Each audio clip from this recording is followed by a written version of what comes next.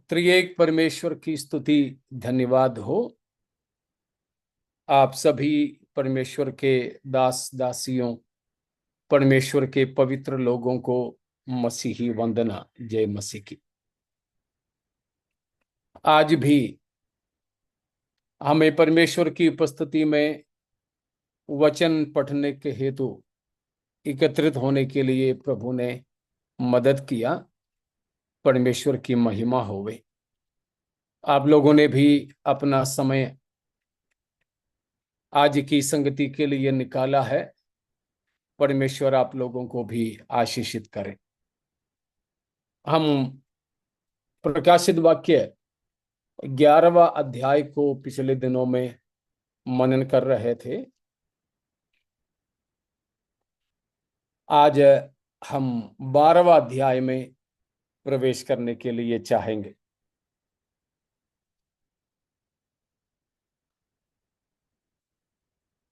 तो आज हम 12वें अध्याय को देखते हैं। ये 12वां अध्याय काफी महत्वपूर्ण है। उसमें जाने से पहले अगर आप किसी को 11वें अध्याय तक कुछ शक है तो पूछ सकते हैं, नहीं तो हम 12वें अध्याय में अभी जाएंगे।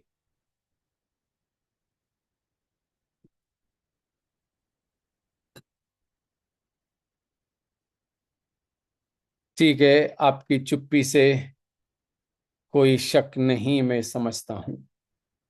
आवाज मेरा बराबर है ना? और कुछ आवाज तो नहीं आ रही पंखा वगैरह का? नहीं, बराबर है। नहीं, ठीक है। बराबर है, स्पष्ट है। ठीक है, थैंक यू। अभी हम 12वां अध्याय में प्रवेश करेंगे। 12वां अध्याय एक महत्वपूर्ण अध्याय है। इसमें आपको याद होंगे, शायद हम शुरू शुरू में ही मनन करते समय सीखे थे, इस 12वें अध्याय का मुख्य विषय क्या है? किसी को याद है क्या? 12वां अध्याय के मुख्य विषय के बारे में हम शुरू शुरू में एक एक अध्याय के मुख्य मुद्दों के बारे में सीखे थे, तो बताया था। किसी को याद है? काफी दिन। कलीसिया कलीसिया के बारे में बताया है। कष्ट कष्ट कलीसिया की कष्ट के बारे में। नहीं, 12वां अध्याय में कलीसिया की कष्ट के बारे में नहीं है।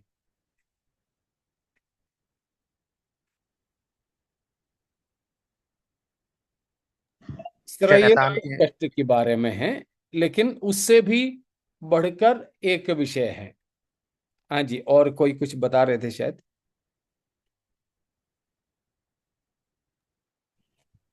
शैतान के विरुद्ध परमेश्वर का जो पहला योजना या फिर पहला युद्ध है, उससे रिलेटेड है। हाँ जी, पहला योजना नहीं है, युद्ध है। Aerial battle between Michael and the dragon. Aerial battle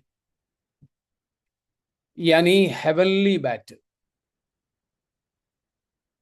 परमेश्वर के प्रधान दूत मिकाएल और परमेश्वर के शत्रु शैतान, दोनों के बीच में आसमां में होने वाला, हवाओं में होने वाला लड़ाई के बारे में है ये अध्याय जो बताता है।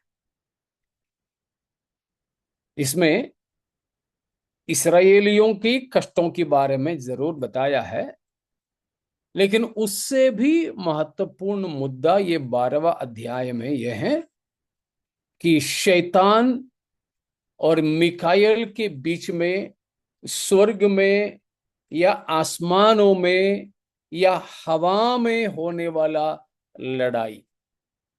उतना ही नहीं, Satan is defeated, thrown upon the earth, and limited by time and space. Satan is defeated. He is thrown down to the earth, and he is limited by time and space. ये है इस अध्याय का मुख्य मुद्दा। शैतान और परमेश्वर का प्रधान दूत मिकाएल के बीच में स्वर्ग में होने वाला एक युद्ध है, एक युद्ध है। उसका 7वां पद को पढ़ेंगे, 12 का 7। फिर स्वर्ग में लड़ाई हुई। मिकाइल और उसके स्वर्गदूत अजगर से लड़ने को निकले और अजगर और उसके दूत उससे लड़े। अब उसकी हाँ ठीक है, 8 और 9 भी पढ़िए। परंतु प्रबल न हुए और स्वर्ग में उनके लिए फिर जगह न रही। तब वह बड़ा अजगर अर्थात वही पुराना सांप जो इब्लिस और शैतान कहलाता है और सारे संसार का भरमाने वाला है, पृथ्वी पर गिरा दिया गया और उसके दूत उसके साथ गिरा दिए गए। देखा, 7वां पद में स्वर्ग में लड़ाई और 8वां पद में शैतान का हार। शैतान और उसके दूत, मिकाएल उसके दूतों से हार जाते हैं। 9वां आयत में हमने देखा कि वे पृथ्वी पर गिरा दिए जाते हैं। स्वर्ग में फिर उनकी जगह नहीं देखा। और आखिरी चीज मैंने बोला था कि limited by time and space, कि शैतान समय और स्थल में सीमित किया जाता है। उसका 12वां पद भी पढ़िए।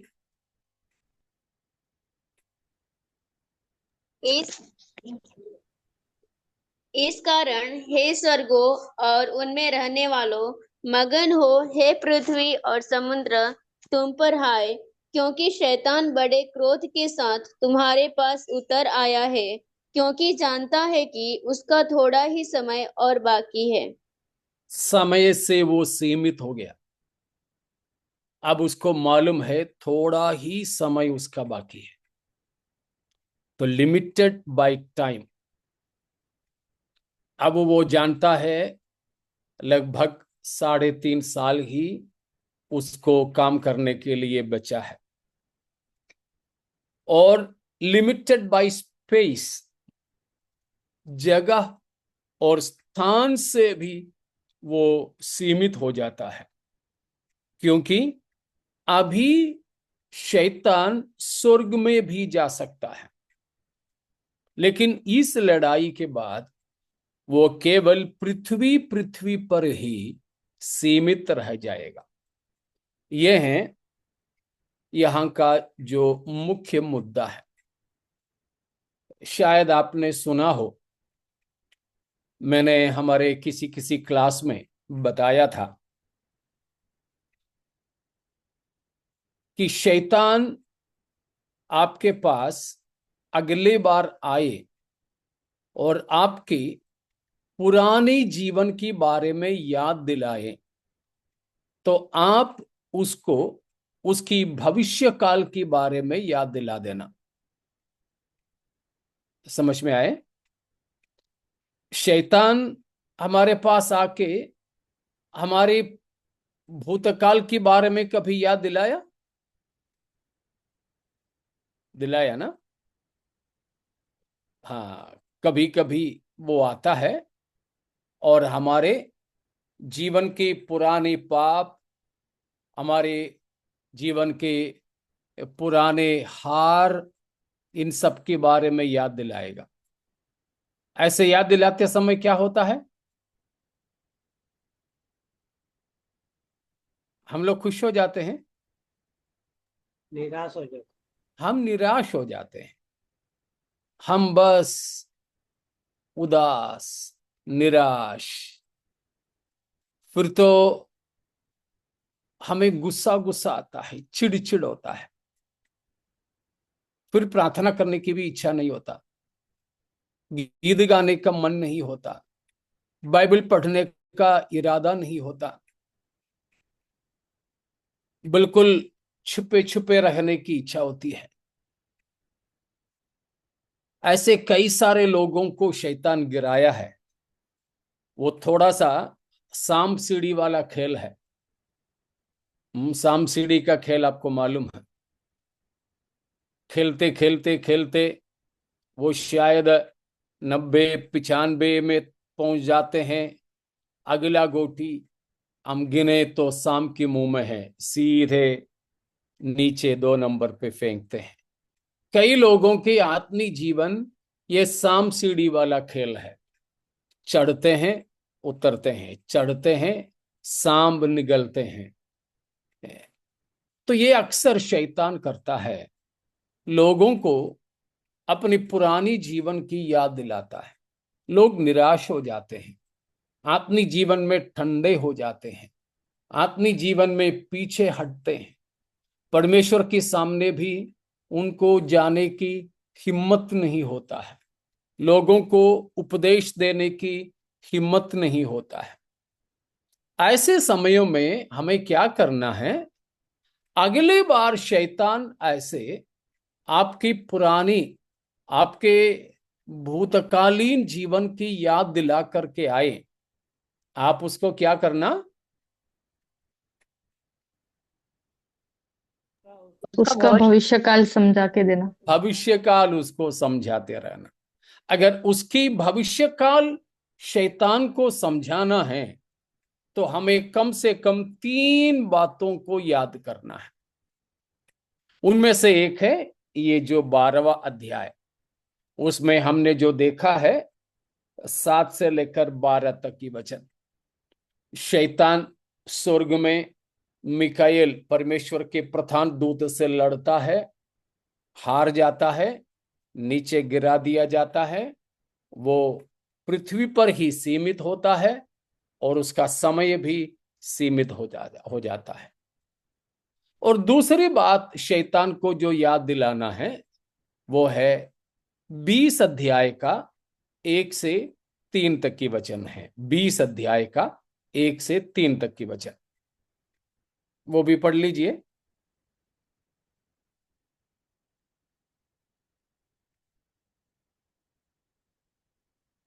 कोई नहीं है?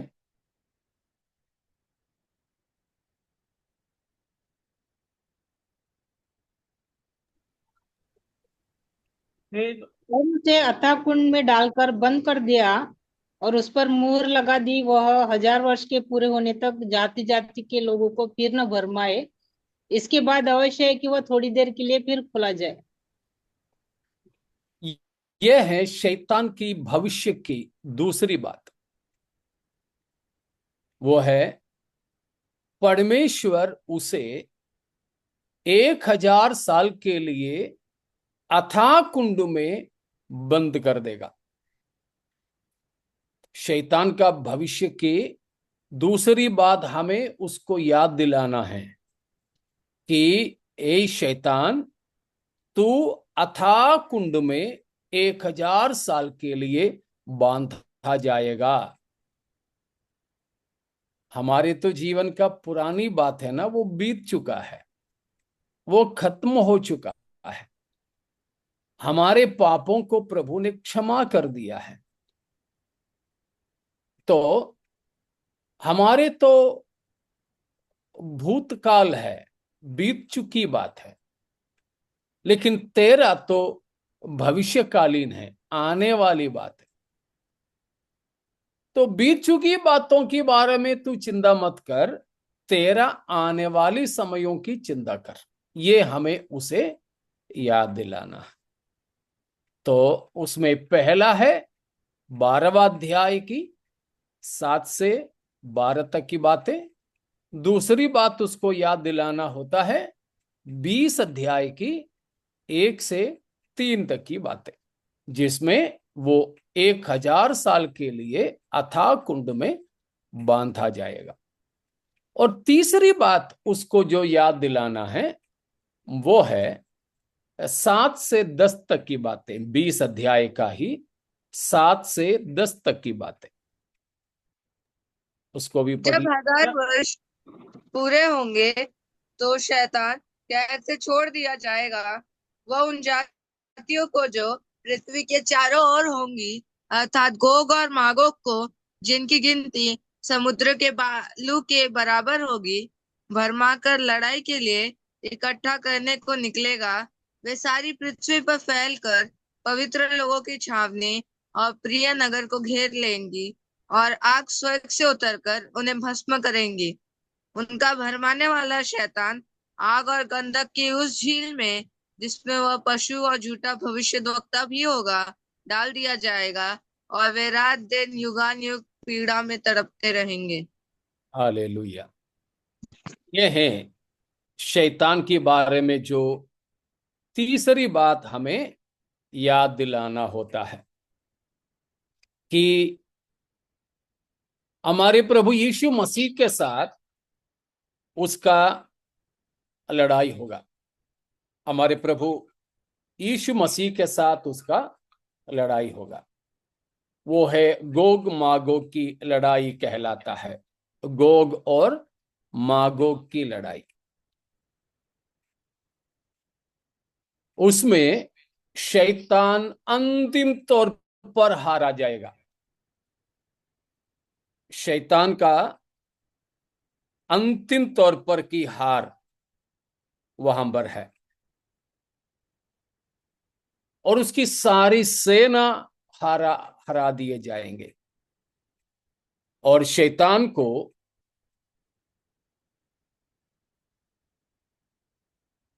क्या करेंगे? हमारे प्रभु यीशु मसीह पकड़कर आग और गंधक जलने वाली झील में डाल देंगे।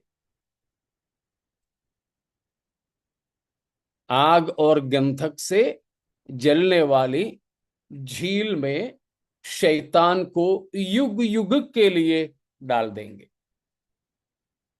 मतलब वो है उसका अंतिम विनाश, अंतिम हार, अंतिम न्याय, अंतिम न्याय। तो इन बातों को हमें याद दिलाना होता है। यह है 3 बातें जो उसको याद दिलाना है। समझ में आए होंगे आप लोगों को ना? शायद आप लोग सोच रहे होंगे ऐसा कुछ हो सकता है क्या? हो सकता है।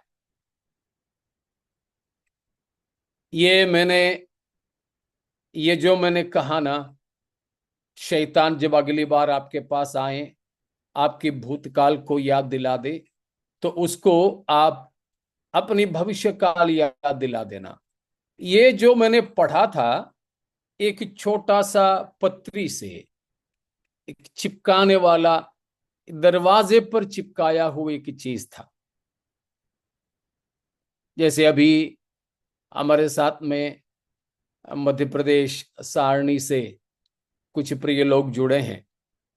उस कलीसिया में जब मैं सेवकाई करता था तो वहां गेस्ट रूम था, अभी भी है, मेहमानों को ठहराने के एक कमरा है, उसकी दरवाजे पे चिपकाया हुआ, हाँ शायद मेरा हाथ की इतना बड़ा एक चिपकाने वाली एक चीज थी, उस पे लिखा हुआ था ये। मुझे जब पढ़ा तो अच्छा लगा। मैंने एक उपवास प्रार्थना में ये बात उनको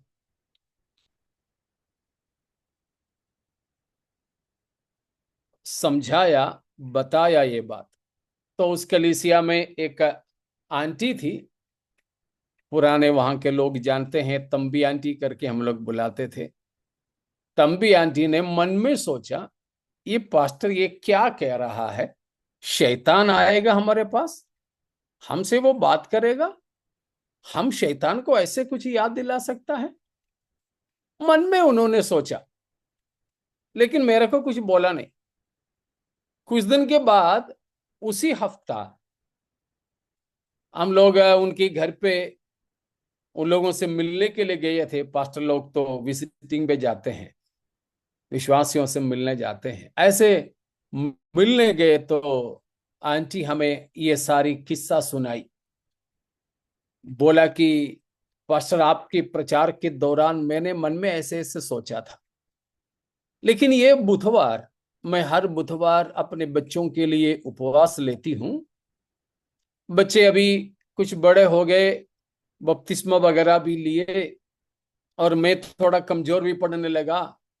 तो मैंने सोचा अब बच्चों के लिए जो उपवास सालों से लेती आ रही हूं उसको बंद कर देती हूं, आज आखिरी उपवास हो।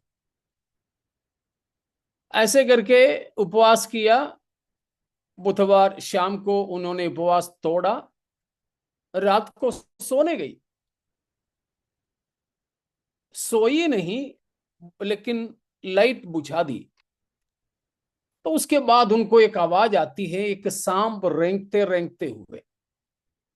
तो उनकी कमरे की बाहर से सांप रेंगने की आवाज आ रही है, और बाथरूम की पाइप से वो अंदर आए, और उनकी कमरे के वहां पर एक कागज की जो खड्डा था, पैकेट, उसके अंदर आके बैठ गए।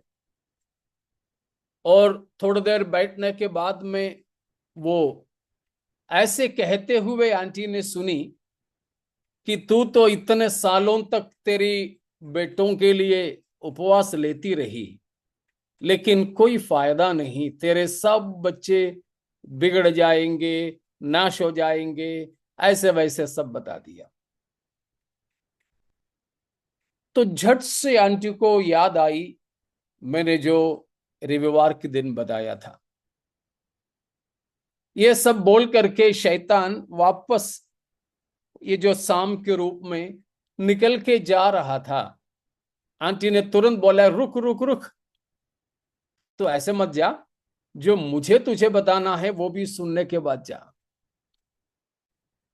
तो उस आंटी ने हमें बताई कि ये जो 3 बातें अभी मैंने बताया, उनको भी मैंने सिखाया था चर्च में।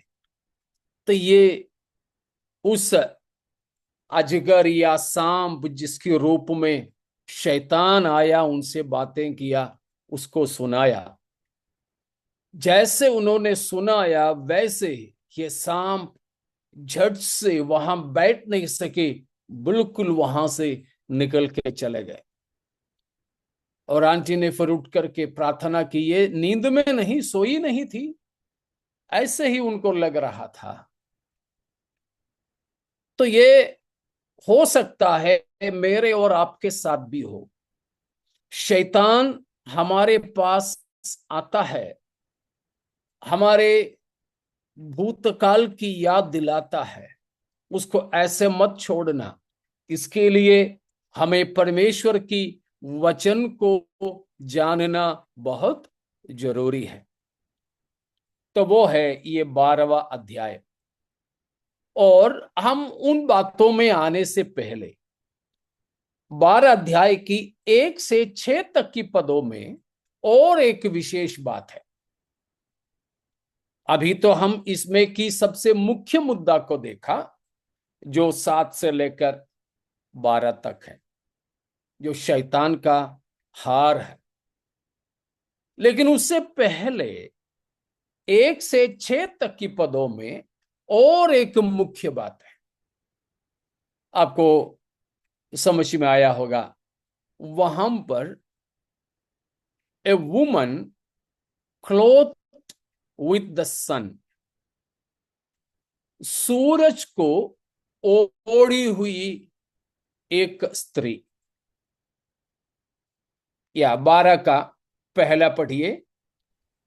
फिर स्वर्ग में एक बड़ा चिन्ह दिखाई दिया, अर्थात एक स्त्री जो सूर्य ओढ़े हुए थी, और चांद उसके पांव तले था, और उसके सिर पर 12 तारों का मुकुट था। तो वहां पर हम देखते हैं एक स्त्री। क्या पहनी हुई है वो? सूरज को। और उसकी पांव के नीचे क्या है? चंद्र। हाँ, चंद्रमा है। और उसके सिर पे 12 तारों का मुकुट। मुकुट है। ठीक है। एक स्त्री सूरज को ओढ़ी हुई है, पहनी हुई है। वो चांद में खड़ी है, वो है पांव के नीचे चांद। और मुकुट है 12 सितारों का। और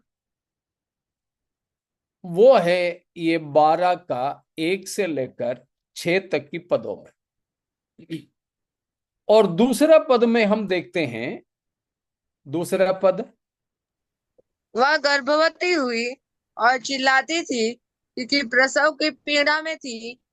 एक हम्म एक और चिन्ह स्वर्ग में दिखाई दिया, और देखो, एक बड़ा लाल अजगर था, जिसके 7 सिर और 10 सींग थे, और उसके सिरों पर 7 राज मुकुट थे। देखा, ये 12वां अध्याय की पहला पद में स्वर्ग में देखा गया एक चिन्ह है, और तीसरा पद में एक दूसरा चिन्ह है। पहला चिन्ह में है वो स्त्री सूर्य को पहनी है, चांद पर खड़ी है, 12 सितारों के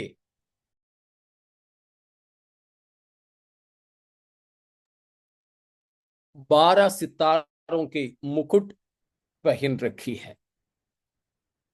और तीसरा आयत में स्वर्ग में ही देखा गया दूसरा चिन्ह एक क्या है? अजगर। एक बड़ा सा अजगर है। उसका रंग क्या है?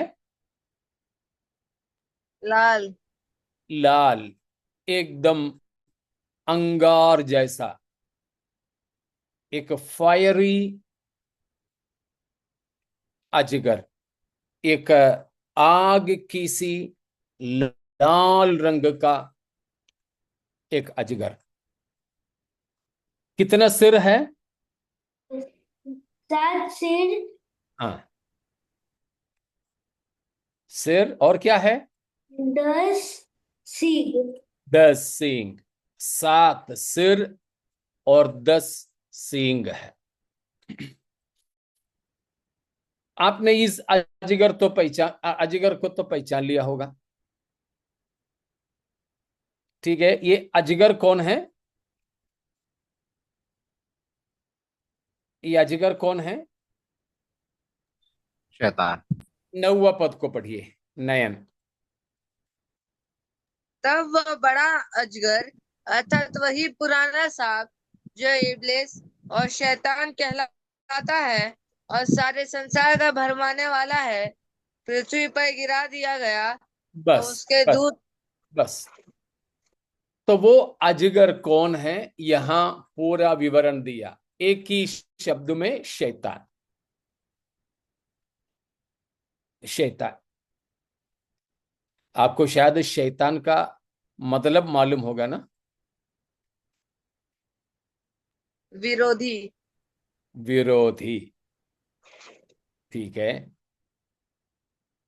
बाइबल में सबसे पहले शैतान करके कहां लिखा है मालूम है?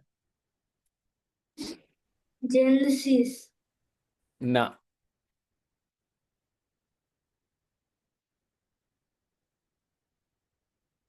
यशाया में। नहीं। अय्यूब में। ना।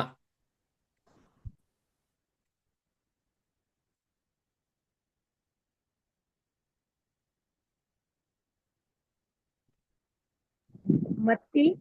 मत्ती हाँ, में। नहीं नहीं नहीं। निर्गमन में। निर्गमन। निर्गमन में नहीं, गिनती में। गिनती की पुस्तक 22 का 22।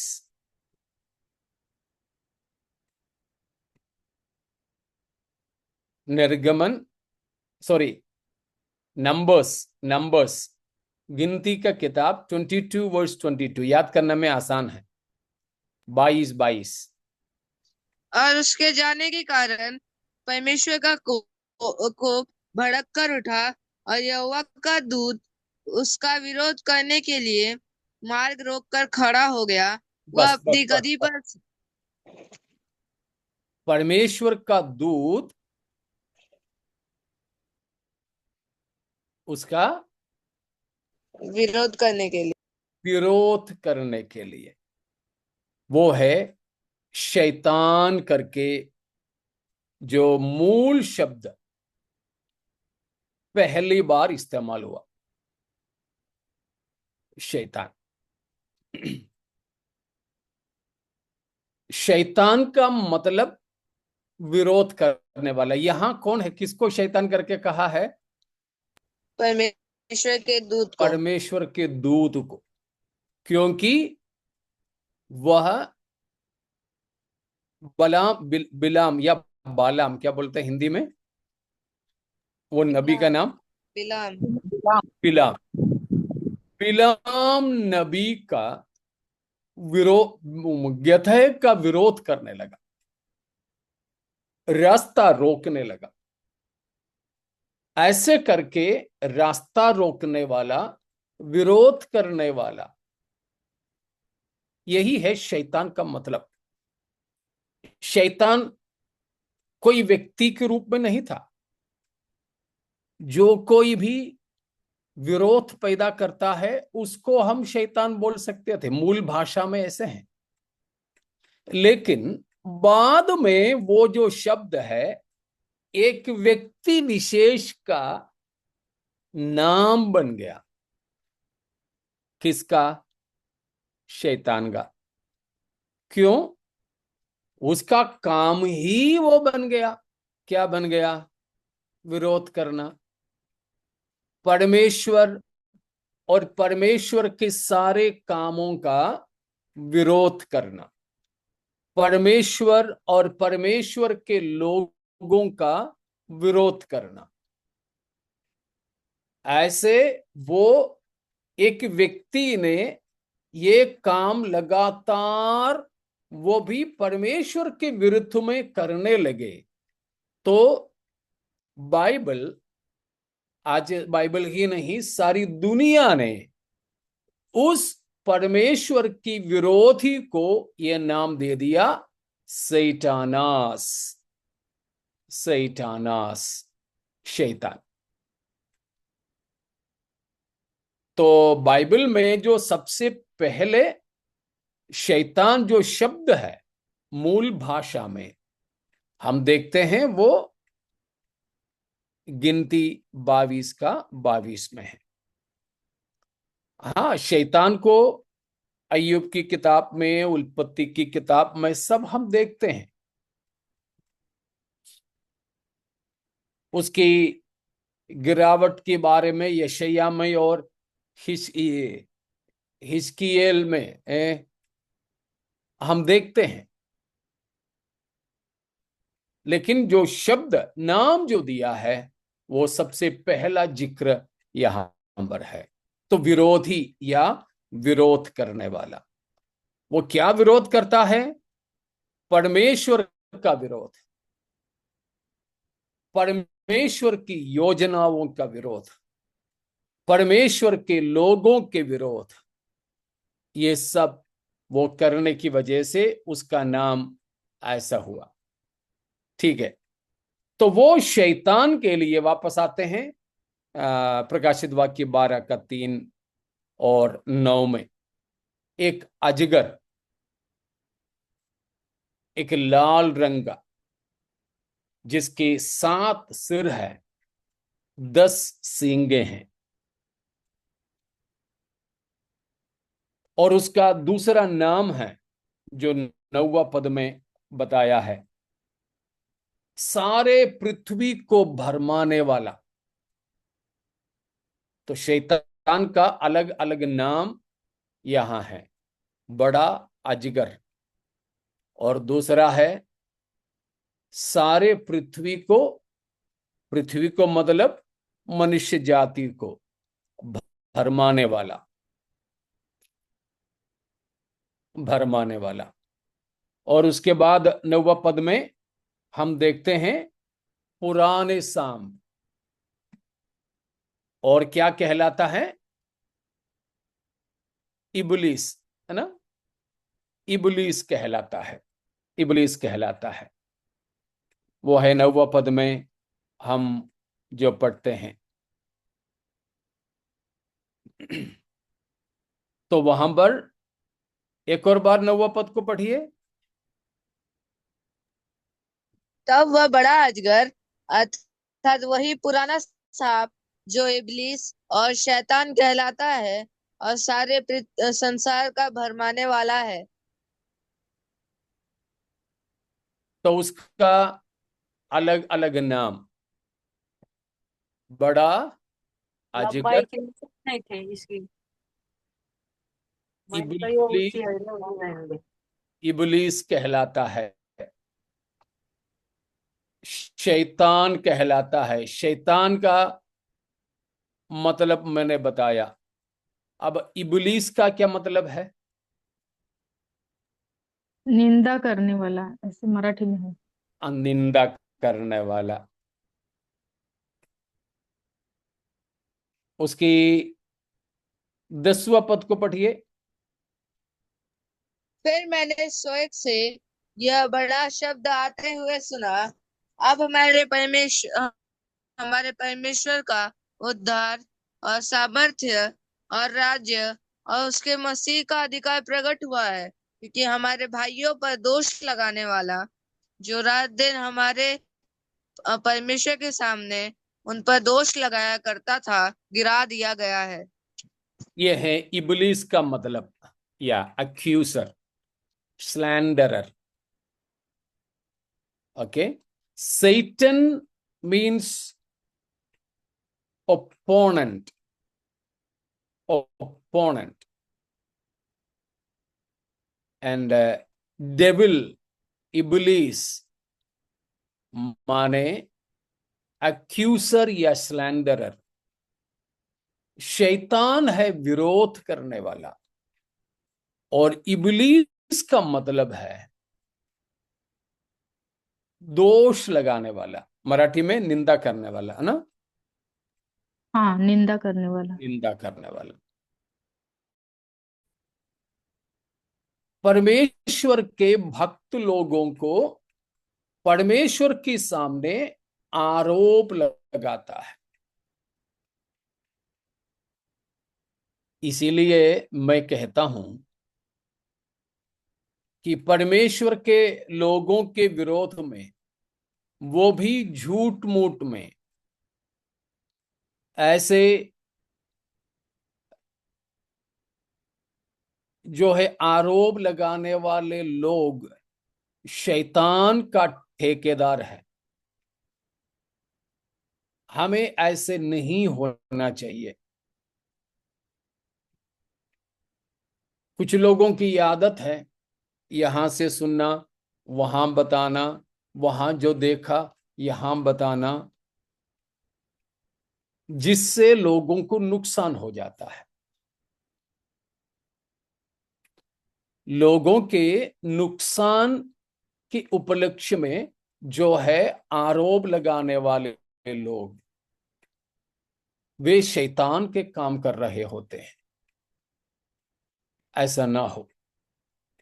तो यहां पर शैतान का अलग अलग नाम, और उन नामों से उसका काम भी हमें समझ में आ जाता है। तो यहां पर हमने देखा स्वर्ग में यूहन्ना ने 2 चिन्ह को देखता है। पहला है 12 का 1 में, दूसरा है 12 का 3 में। अब हम चलते हैं। इतना तो समझ में आ गया? इतने में कोई शक है किसी को? पास्टर जी, वो स्त्री बोला है ना, वो क्या कलीसी है क्या? नहीं, आ रहा हूं, मैं आ रहा हूं उसमें।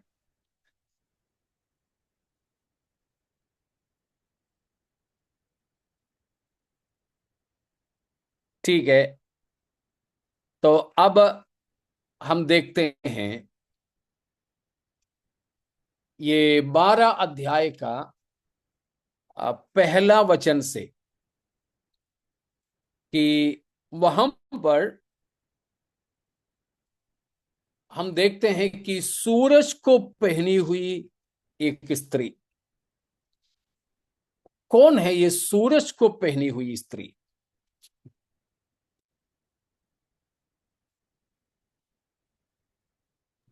देश है, देश, जी, देश, शहर, शहर। शहर, ठीक है, और कुछ? इज़राइल। बिल्कुल, यह इस्राएल का तस्वीर है, यह इस्राएल का तस्वीर है, क्योंकि हम जो देखते हैं उत्पत्ति की किताब में भी हम इस बात को देखते हैं।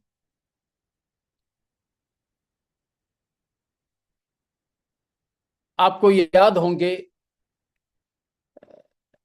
कहीं आपने सुना है, देखा है, सूरज, चांद और 12 सितारों के बारे में? यूसुफ की कहानी में।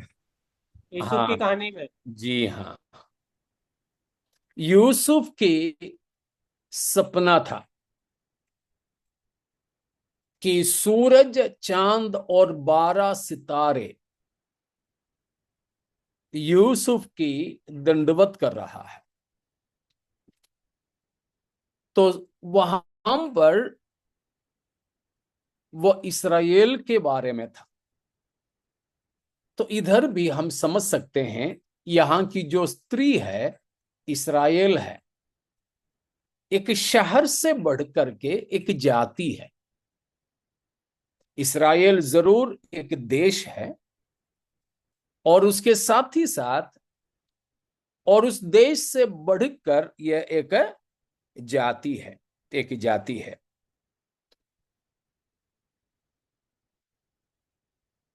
इस्राएल को बाइबल, विशेषकर पुरानी नियम, एक स्त्री के रूप में बताया है। देखिए यशायाह 66 उसकी 7 से या 6 से 9 तक, बीच में मैं जब बोलूं तो रोक दे। यशायाह 66 6 to 9, यशायाह 6 का 66 का 6 से 9 तक।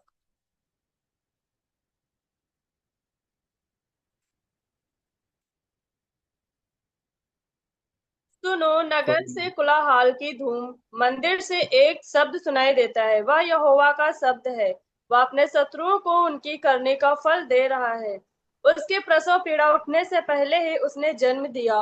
उसको पीड़ाएं होने से पहले ही उससे बेटा जन्मा। ऐसी बात किसी ने कभी सुनी? किसने कभी ऐसी बातें देखी? क्या देश रुको एक ही रुको निर्जा, देखा, इस्राएल देश के बारे में वहां पर बता रहा है कि पीड़ा होने से पहले ही उसने एक पुत्र को जन्म दिया।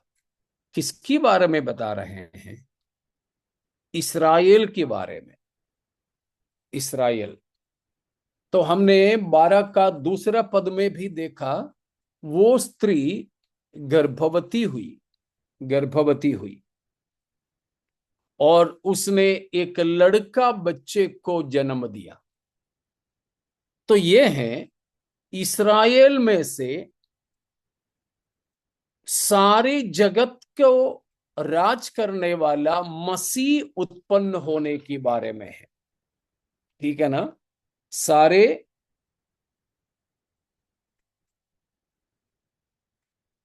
संसार पर राज करने वाला, उसकी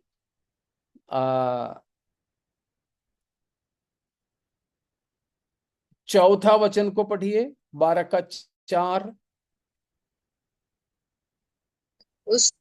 उसकी पूंछ ने आकाश की तारों की 1/3 को खींचकर पृथ्वी पर डाल दिया। वह अजगर उस स्त्री के सामने जो जच्चा थी खड़ा हुआ कि जब वह बच्चा जने तो उस बच्चे को निगल जाए। वह बेटा जनी जो लोहे का दंड लिए हुए सब जातियों पर राज्य करने पर था, और वह बच्चा एकाएक परमेश्वर के पास और उसके सिंहासन के पास उठाकर पहुंचा दिया गया। और वह स्त्री उस जंगल को भाग गई जहां परमेश्वर की ओर से उसके लिए एक जगह तैयार की गई थी कि वहां वह 1260 दिन तक पाली जाए। देखा, यहां पर वो स्त्री गर्भवती थी।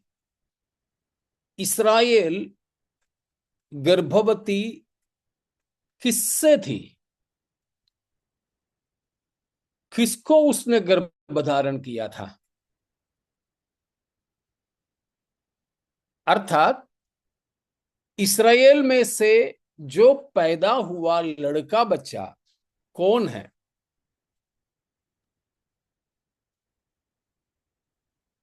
ठीक है, हमें नहीं मालूम। तो वो लड़का बच्चे की पहचान तो जरा देखो। उसका 5वां पद और एक बार पढ़िए, ध्यान से सुनिए। वह बेटा जनी जो लोहे का दंड लिए हुए सब जातियों पर राज्य करने पर था, और वह बस वो बेटा जो लोहे की राजदंड लिए हुए सब जातियों पर राज करने वाला था, वो कौन है? प्रभु यीशु मसीह। यीशु मसीह। प्रभु यीशु मसीह है। भजन संहिता 2 में हम उस बात को पढ़ते हैं।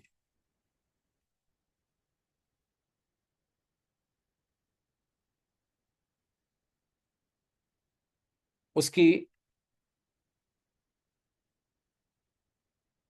हाँ, वैसे तो 6 से ही पढ़ लीजिए। 2 भजन संहिता 2 का 6 से।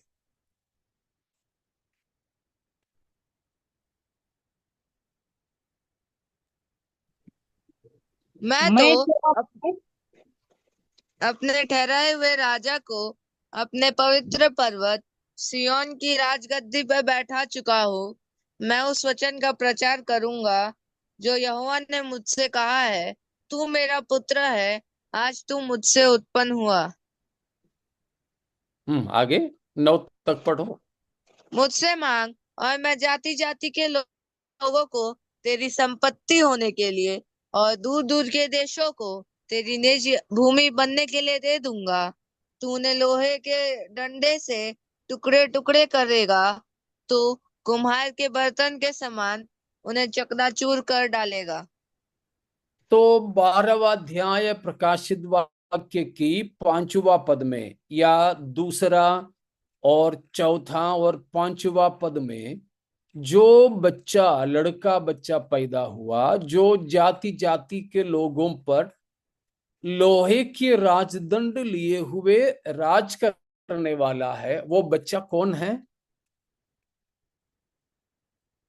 प्रभु यीशु मसीह। प्रभु यीशु मसीह है। ये प्रभु यीशु मसीह किन से उत्पन्न हुआ?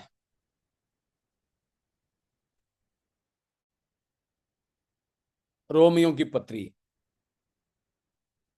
9 अध्याय उसका 5वां पद। रोमियो 9 का 5।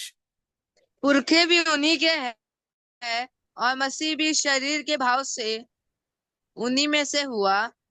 इस्राएलियों के बारे में पौलुस बता रहा है कि यीशु मसीह भी शरीर की भाव से किनमें से उत्पन्न हुआ? इस्राएलियों में से उत्पन्न हुआ। तो यीशु मसीह इसीलिए एक यहूदी कहलाता है, इस्राएली कहलाता है, एक गलीली कहलाता है। एक नासरी कहलाता है। ठीक है ना। यीशु मसीह का देश और जाति के नाम से जो पहचान है, यहूदी, इस्राएली, फिर गली, गलीली, हाँ, और नासरी। नासरी। हाँ, हम लोग अक्सर तो नासरी यीशु बोलते भी हैं। ठीक है।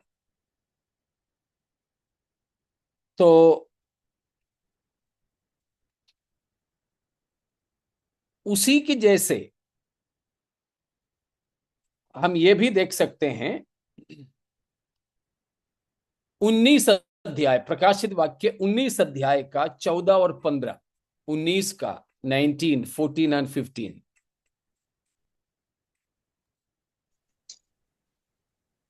स्वर्ग की सेना श्वेत घोड़ों पर सवार और श्वेत और शुद्ध मलमल पहने हुए उसके पीछे पीछे है। जाति जाति को मारने के लिए उसके मुंह से एक चोखी तलवार निकलती है। वह लोहे का राजदंड लिए हुए उन पर राज्य करेगा और सर्वशक्तिमान परमेश्वर के भयानक प्रकोप की जलजलाहट की मदिरा के कुंड में दाख रौंदेगा। Praise God.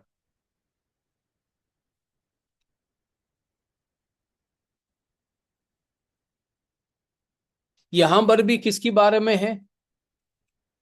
यीशु लोहे की राजदंड लेकर के जाति जाति के ऊपर राज करने के बारे में, उनको रौंदने के बारे में बताया है, यीशु मसीह के बारे में।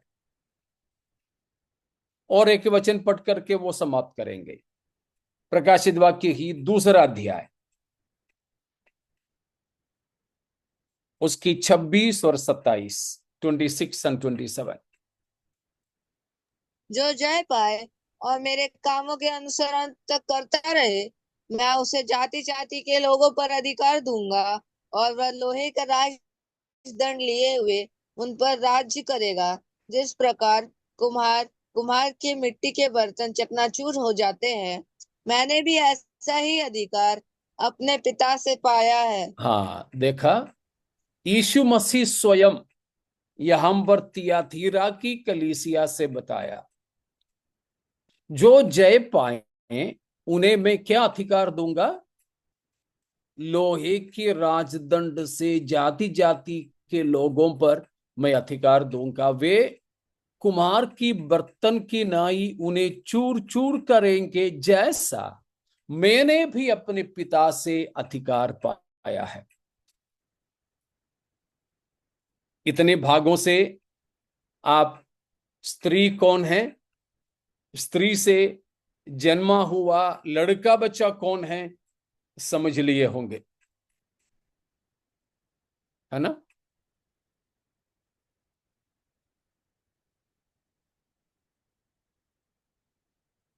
रोमन कैथोलिक कलीसिया के लोग सोचते हैं ये जो स्त्री है मरियम है, लेकिन नहीं। मरियम एक व्यक्ति थी, एक स्त्री थी। न मरियम ने को सूरज को ओढ़ी, न चांद पर खड़ी थी, न ही 12 तारों के मुकुट थी उसके पास, और न ही शैतान ने उसको सताया। यहां पर हमने पढ़ा 12वां अध्याय में उसके 6वां पद में कि वो स्त्री को शैतान सताने लगा, अजगर सताने लगा। कितने दिन? 3.5 साल। 3.5 साल, 1260 दिन, 42 महीने, 3.5 साल। मरियम को शैतान ने ऐसे कुछ नहीं सताया, और वो भी जब सताया तो वो स्त्री का क्या हुआ था, उसकी 13 से लेकर पढ़िए, 12 का 13 से लेकर।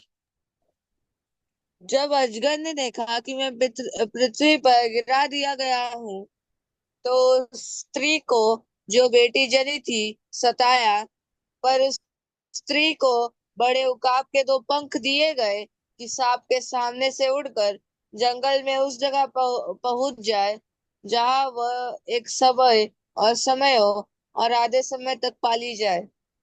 देखा, जब वो अजगर या शैतान उस लड़का बच्चा को कुछ नहीं कर सका, तो उसको पैदा करने वाला मां स्त्री को वो सताने लगा। लेकिन परमेश्वर ने उस स्त्री की सहायता की, उसको पंखें दी उकाब की तरह, वो मरुस्थल की ओर उड़ गई, भाग गई, और परमेश्वर उसे वहां पर एक समय और समयों और आधा समय तक संभाला। वहां एक समय मतलब 1 साल, समयों 2 साल, और आधा समय 6 महीने। कितने हो गए? 3.5 साल। 3.5 साल। 1 साल, 2 साल, आधा साल, 3.5 साल। मरियम को ऐसे कहीं भागना पड़ा? 3.5 साल तक उसे कहीं छुपा के रखा परमेश्वर ने? नहीं, ऐसे मरियम कुछ नहीं हुआ।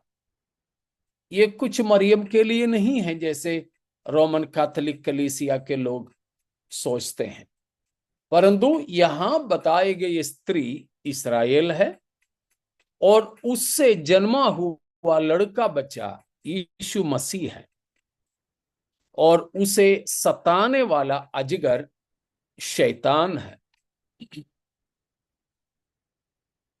और यीशु मसीह को नाश करने के लिए शैतान बहुत कोशिशें किया, लेकिन कभी प्रभु यीशु मसीह शैतान के हाथ में नहीं पड़ा। शैतान ऐसे भी नहीं सोचे कि यीशु मसीह को उसने मरवा डाला। ना ना ना।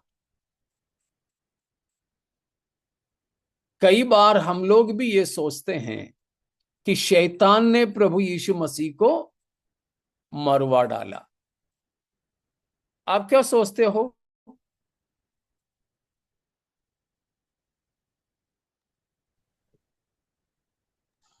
शैतान ने यीशु मसीह को मरवाया? नहीं पास्टर जी। हाँ। नहीं को आया मार दिया। रादर क्रूस पे शैतान हारा गया कहते हैं। बिल्कुल।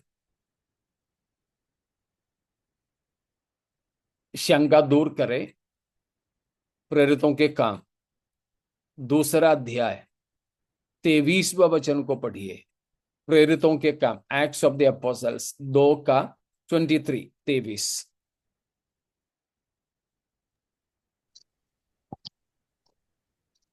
उससे यीशु को जो परमेश्वर की ठहराई हुई योजना और पूर्व ज्ञान के अनुसार, ध्यान से पढ़ना भी सुनना भी, यीशु को परमेश्वर की ठहराई हुई, किसकी? परमेश्वर की ठहराई हुई। हाँ, बाकी ठहराई हुई योजना और पूर्व ज्ञान के अनुसार पकड़वाया गया। देखा, किसकी पूर्व योजना, किसकी ठहराई हुई योजना? परमेश्वर की। ये शैतान की बात नहीं। यीशु मसीह को क्रूस पर चढ़ाया।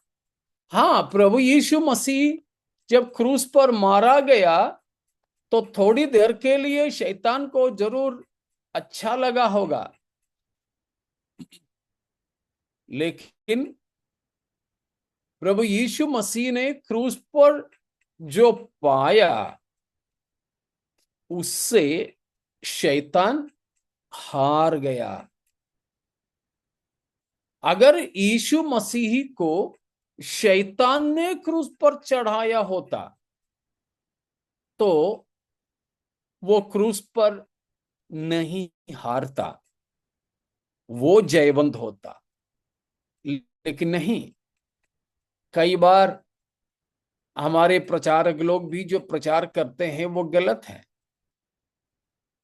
शैतान ने यीशु मसीह को क्रूस पर नहीं चढ़ाया, ये परमेश्वर की ठहराई हुई योजना था, पूर्व ज्ञान था कि प्रभु यीशु को क्रूस पर मरने दे ताकि पापी मनुष्य का छुटकारा हो।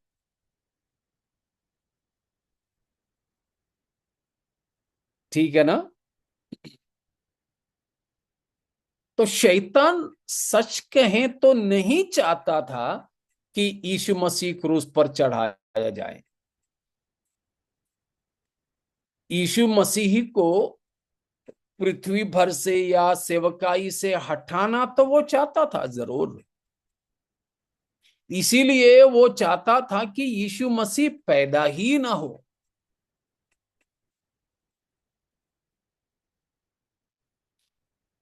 उसको इतना जरूर मालूम था कि वो स्त्री से जन्मने वाला है।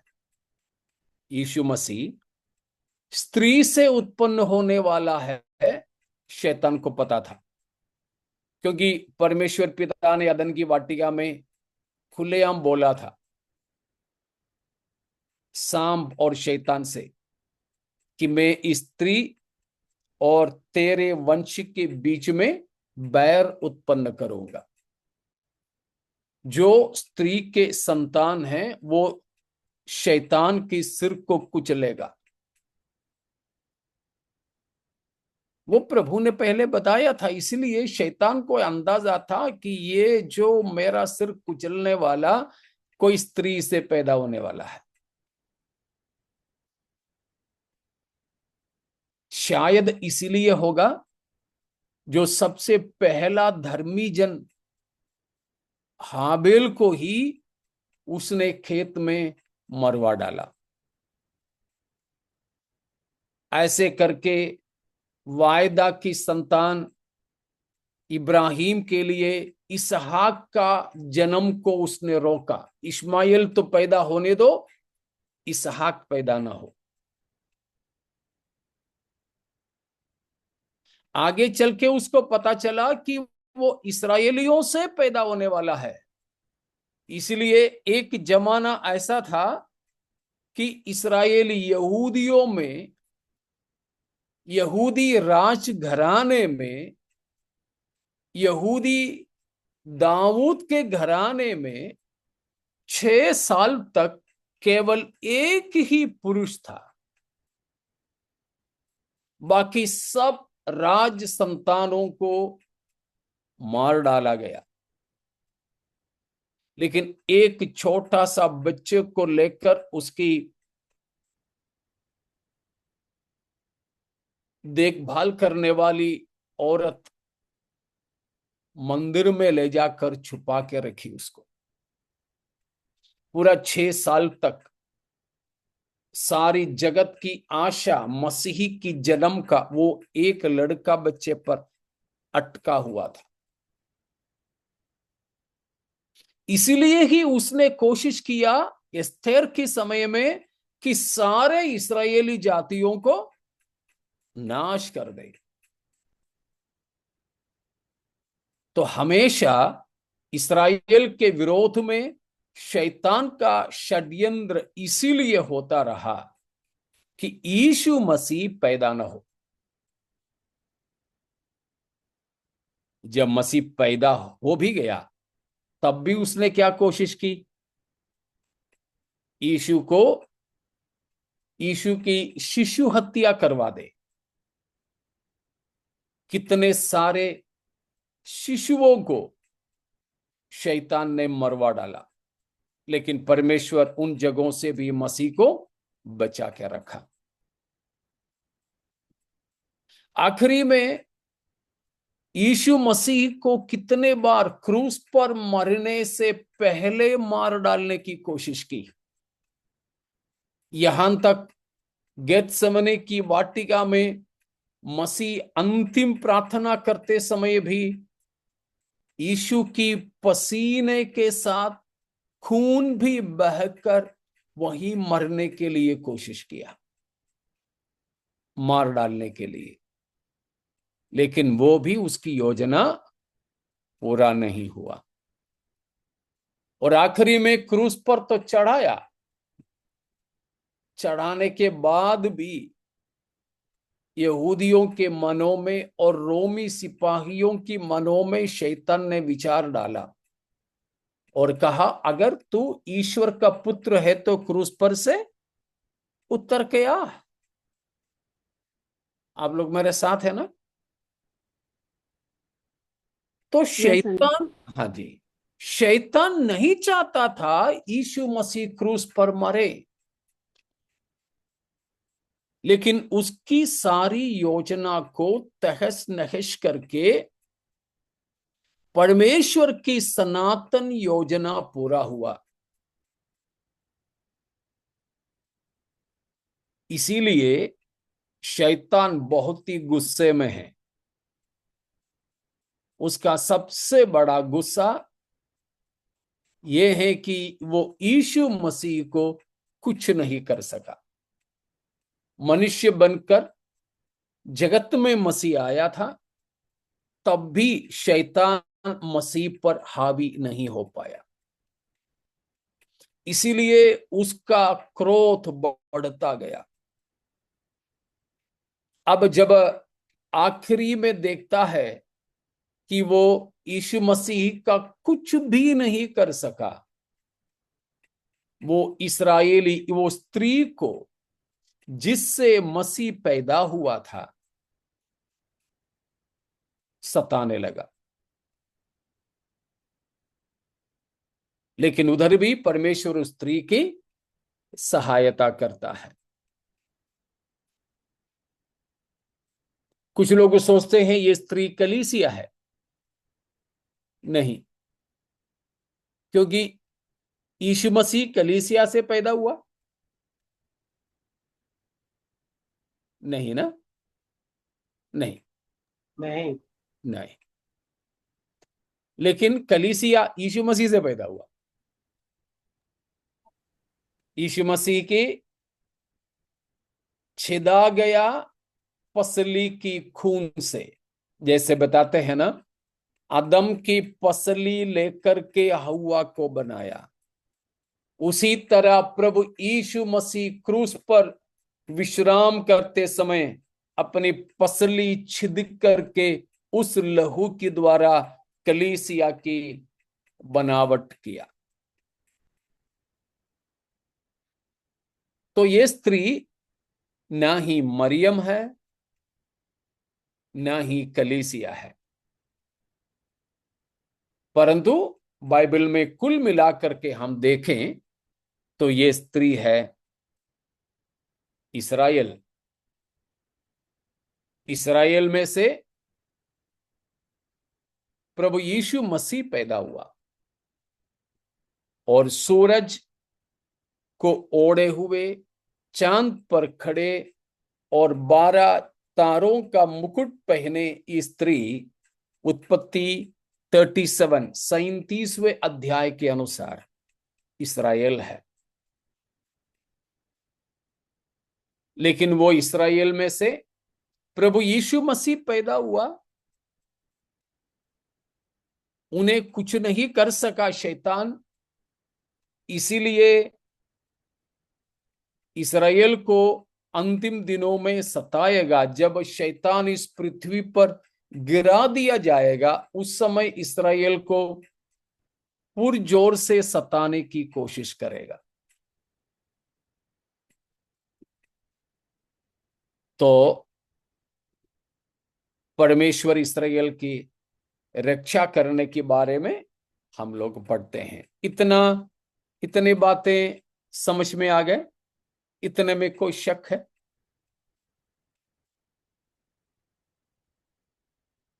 ठीक है,